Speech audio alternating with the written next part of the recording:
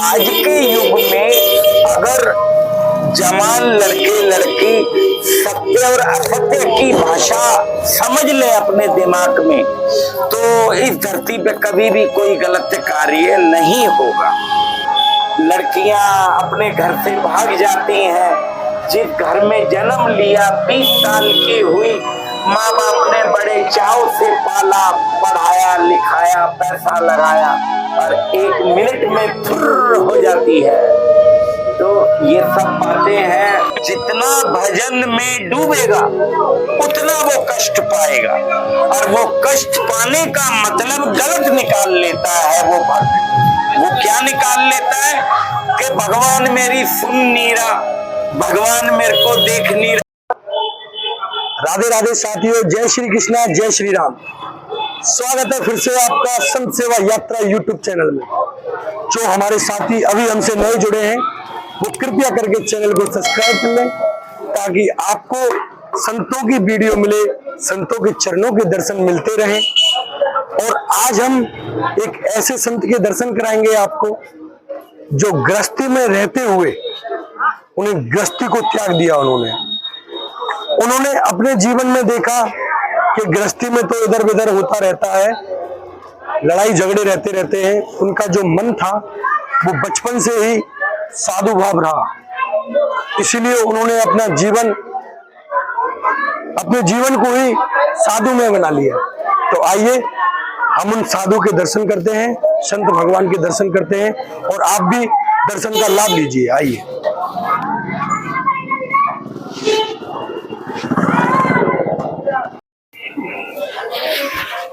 महाराज जी के चरणों में यशस्वी भव, यशस्वी भव, यशस्वी। महाराज जी आपका शुभ नाम क्या है? संत नारायण दास आचार्य। आपके गुरुदेव का नाम? आचार्य पंडित श्याम सुंदर शास्त्री। तो महाराज जी मैं देख रहा हूँ यहाँ मंदिर ही मंदिर है। आप खाना पीना कहाँ बनाते हो? खाना पीना तो अपने एक ब्राह्मण बच्चे हैं, उनके घर से भोजन आ जाता है, दिन में भी और रात्रि में भी। और चाय हम खुद बना लेते हैं, मगर परेशानी तो देखो है ही, क्योंकि मंदिर के अंदर ही हमने चूल्हा रखा हुआ है, 1-2 बर्तन रखे हुए हैं, और अंदर ही विश्राम करते हैं। ठंड में और गर्मी में यहाँ विश्राम करते हैं। तो कुटिया तो चाहिए ही चाहिए संत को, कम से कम कुटिया तो चाहिए। जगह है भाई, अगर जगह हो तो कुटिया भी बन जाए। हाँ जगह है। तो हमारा जो विचार है वो ये है कि इसके ऊपर लेंटर डल जाए, ये यहाँ तक, यहाँ से लेके वो दीवार तक, ये दीवार तक, वो दीवार तक, और ऊपर है जो हमारी ज्यादा कुछ ना हो तो घास वाली कुटिया बन जाए, घास वाली। और बस थोड़ी बहुत और सुविधा हो जाए, जैसे शौच को जाने को, बाथरूम को जाने को, स्नान ध्यान को, तो जो भी हो जाए उसमें हमें भी फायदा होगा।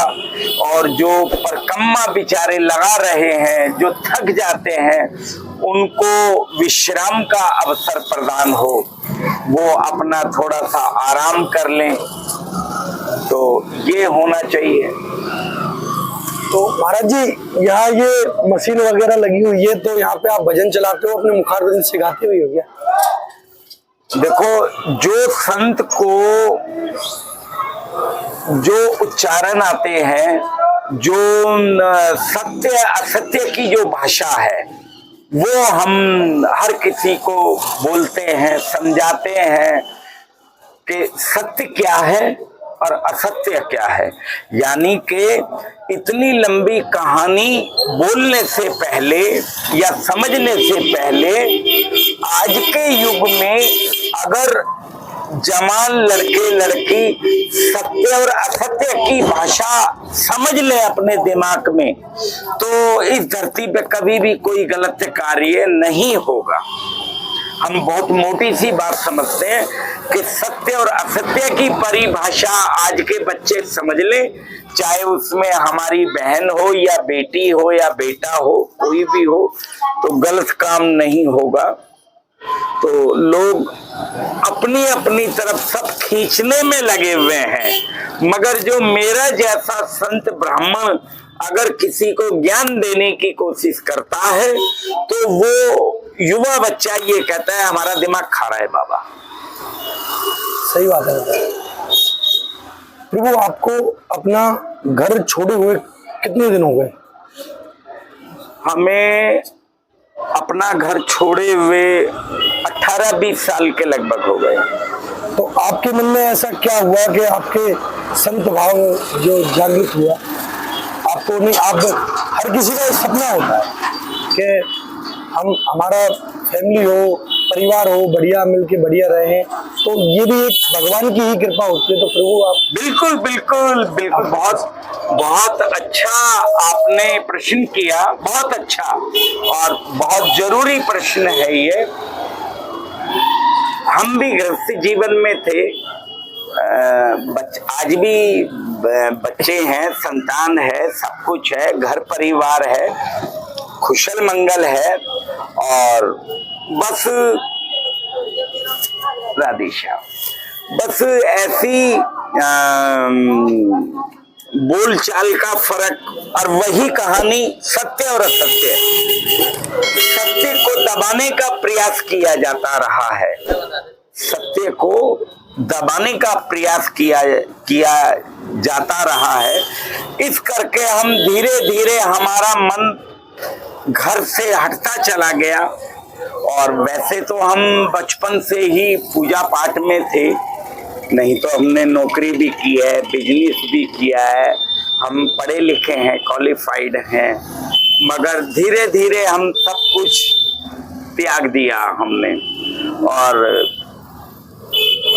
काफी वर्ष हमने भ्रमण किया, भारत का भ्रमण किया। और यहाँ से हम भ्रमण पे जाते थे, भ्रमण करके जब हम आते तो यहाँ आते थे, हर रोज परिक्रमा लगाते थे और इस गिरिराज बाबा के हम गले पड़ गए। जो सच्चाई है जो हम आपको बता रहे हैं, जैसे मान के चलो एक लालची आदमी को कोई पैसे वाला आदमी मिल जाए तो उसके पीछे लग जाता है कि ये मुझे खिलाएगा, पिलाएगा, पैसे देगा, वस्त्र देगा, सब कुछ देगा।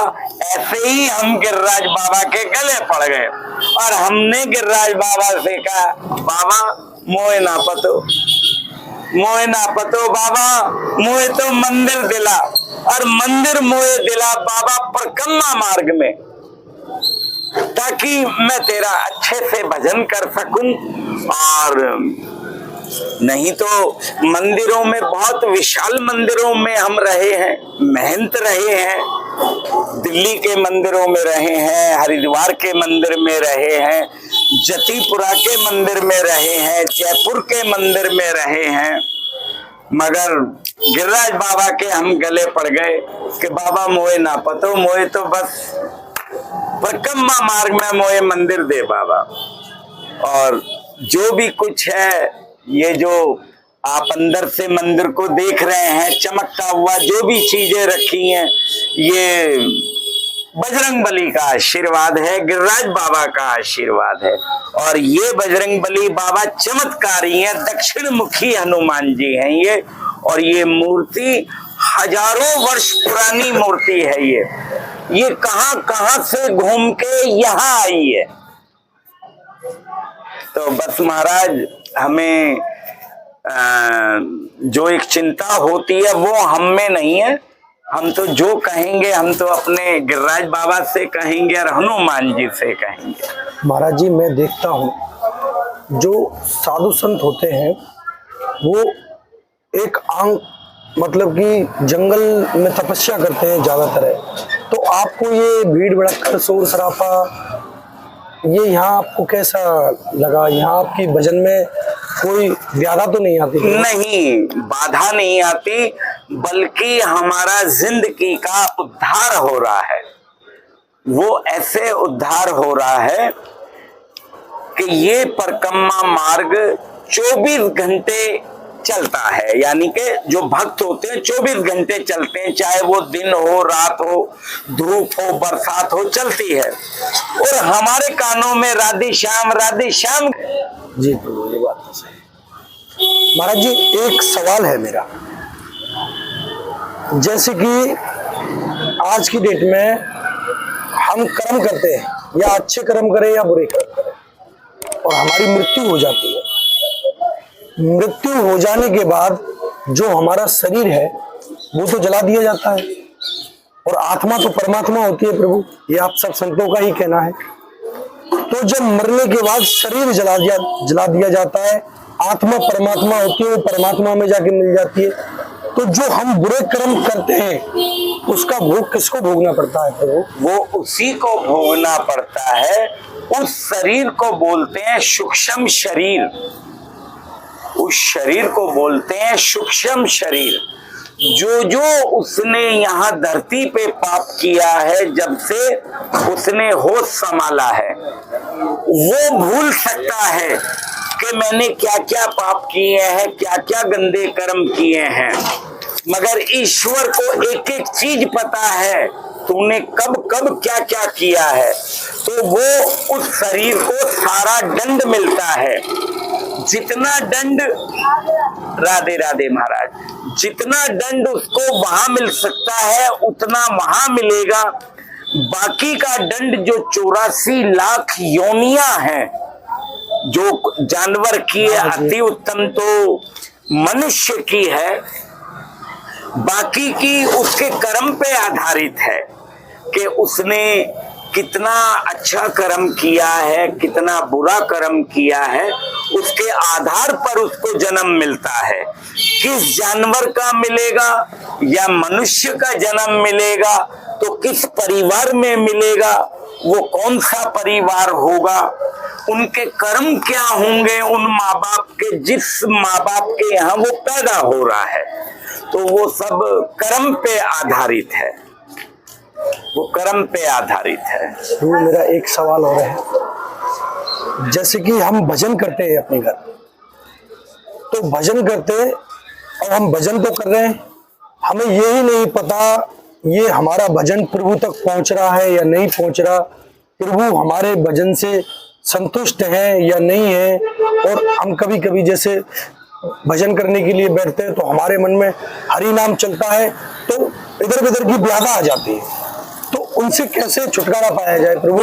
ऐसा कोई उपाय बताइए। उसका सरल और सीधा उपाय यही है कि जो आप भजन कर रहे हैं वो आप भजन में लीन रहें, क्योंकि ईश्वर भी नहीं चाहता कि कोई मेरा भक्त बने और मुझे उससे देना पड़े। क्योंकि अगर कोई भक्त उसकी भक्ति करता है तो जाहिर सी बात है कि भगवान को उसको फल देना पड़ेगा, सबसे पहली बात। दूसरी बात कि भगवान उसकी परीक्षा भी लेता है कि तू कितना पूर्ण है इस तेरी भक्ति में। ऐसा तो नहीं कि 2 शब्द भजन के बोल के और भजन तेरा 2 मिनट के बाद में खत्म कर दिया तूने, और वो तूने दिखावा किया, नाटक किया भजन करने का, और फिर तू कोई गलत कार्य कर रहा है। तो कोई भी गुरु अपना शिष्य बनाने से पहले उसको ठीक से देखता है कि मेरा ये जो शिष्य मैं इसे बनाने जा रहा हूं ये इस योग है या नहीं। ऐसे ही भगवान का है, ऐसे ही भगवान का है। वो अपने चरणों में एकदम जगह नहीं देगा। कई बाधाएं आएंगी, कई बाधाएं आएंगी, मन में गंदे गंदे विचार आएंगे, कुछ लालच आएंगे, कुछ नींद उसको सताएगी, कुछ वो उसका भाव बोलेगा, अरे यार मैं तो थक गया भाई, मेरे कमर में दर्द हो गया, मैं विश्राम करूंगा। तो ये सब उस पे आधारित है, जो भक्ति कर रहा है उसमें कितना भाव है, क्योंकि कीमत सिर्फ भाव की है। कीमत भक्ति की कम है, भाव की ज्यादा है। उसका भाव क्या है? मेरा अगर भाव ये है कि मैं उसको प्रसाद दे दूं, मैं उसको भोजन करा दूं, मगर मेरे पे मुद्रा नहीं है, तो भगवान उसको स्वीकार करेगा मेरे भाव को। अगर मैंने किसी को रोटी खिला के, भोजन प्रसादी खिला के और खिलाने के पश्चात मैं कल्पता हूं, तो मेरा वो खिलाना व्यर्थ जाएगा। ये बिल्कुल सत्य, प्रतिशत सत्य है। महाराज एक प्रश्न और है मेरा, जो मैं अपने दिल से बोल रहा हूँ। मैं अगर जानबूझकर कोई पाप करता हूँ, जानबूझकर मैं कोई पाप करता हूँ, तो वो मुझे पाप भोगना पड़ेगा। बिल्कुल, ये मेरे को पता है कि ये पाप है, इसको करना पाप है, तो ये पाप तो मुझे भोगना पड़ेगा ना। बिल्कुल भोगना पड़ेगा। तो ऐसा कोई वो बताइए उपाय, जिससे कि हालांकि मैं कोशिश यही करता हूँ सारे दिन की, ज्यादातर संतों के चरणों में मेरा दिन व्यतीत हो और भगवान की भक्ति में मेरा दिन व्यतीत हो। मैं ज्यादा से ज्यादा प्रयास करता हूँ कि आजकल की जो युवा पीढ़ी है वो संतों के चरणों से जुड़े, भगवान की भक्ति से जुड़े। तो मैं एक ये प्रयास करता हूँ, कभी कभी जो मेरा विचार है अंदर से, मेरे से गलत भावना भी आ जाती है, तो प्रभु ये कैसे आती है, इनको कैसे खत्म करा जाए। कभी कभी जैसे देखता हूं मैं, आप बुरा मत मानना प्रभु, मैं बहुत साधुओं को भी देखता हूं, वो भी कुछ उनके अंदर भी थोड़ा लालच देखा है मैंने, बहुत वो देखता हूं। तो महाराज कभी कभी मेरा मन भी विचलित हो जाता है, पर मैं विचलित नहीं करना चाहता, क्योंकि मैं संतों के चरणों का दास बनना चाहता हूँ, हमेशा संतों के चरणों में रहना चाहता हूँ, भगवान की भक्ति में रहना चाहता हूँ। प्रभु ऐसा कोई उपाय बताइए प्रभु, जिससे कि मन में कोई वैसी गलत भावना नहीं आए। सबसे पहले सुबह अपना नित्य कर्म करने के बाद और सूर्य देव को प्रणाम करें। पहले उठते ही और सूर्य उदय से पहले उठें, सूर्य उदय से पहले उठे, सूर्य देव को नमस्कार करें, 33 कोटि देवी देवताओं को नमस्कार करें, जिधर से सूर्य उदय होता है उधर मुंह करके, और इधर के साइड गिरिराज बाबा को नमस्कार करें और पितृ देवताओं को नमस्कार करें। क्योंकि दुनिया ये समझती है कि अच्छा और बुरा भगवान हमारे साथ करता है। जितना भगवान करता है वो तुम्हें पाप का दंड देता है, जो तुम्हारे भाग्य में है। जिस नक्षत्र का आपका जन्म है, जो ग्रह आप पे चल रहे हैं, उनका अर्थ ये है कि आप उनका उपाय करें। उपाय कैसे होगा? आपके कर्म करने पे। और जो भी आप मंत्र का जाप करते हैं, तो उस सबसे पहले आपको गुरु धारण करना बहुत अति आवश्यक है। जब आदमी मरता है और जब ईश्वर के पास जाता है, तो प्रभु भी पूछते हैं, तेरे को धरती पे मैंने भेजा था, कोई गुरु बनाया या नहीं बनाया? क्योंकि गुरु के पास ही वो शक्ति है जो उसकी 84 लाख काट सकती है। तो अपना गुरु बनाएं, सूर्य देव को नमस्कार करें, सूर्य उदय से पहले उठें, 33 कोटि देवी देवताओं को नमस्कार करें, अपने पितरों को नमस्कार करें, और इन सबसे पहले आप अपने माता पिता की सेवा करें, उनका आदर करें, उनका सम्मान करें। ऐसा भंडारा खिलाने का कोई फायदा नहीं है कि माँ बाप आपके भूखे बैठे हैं, अपने बच्चों के अधीन हुए हैं वो, और माँ बाप उनको वृद्धाश्रम में, बुजुर्ग वाले आश्रम में छोड़ के आ रहे हैं, तो वो दंड का भागी है। और ये सब भी वो अच्छे कर रहा है, और फिर भी वो विचलित है। तो आसन बिछाए और घर में आसन बिछा के और माला का वो जाप करे, इस तरीके से हाथ रख के, लटका के नहीं, और उसका हाथ पैर पे नहीं छूना चाहिए, और बिना होठ खोले मन ही मन में मंत्र का जाप करना चाहिए। भगवान कब तक नहीं सुनेगा? एक दिन नहीं सुनेगा, 2 दिन नहीं सुनेगा, 10 दिन नहीं सुनेगा, वो अवश्य सुनेगा।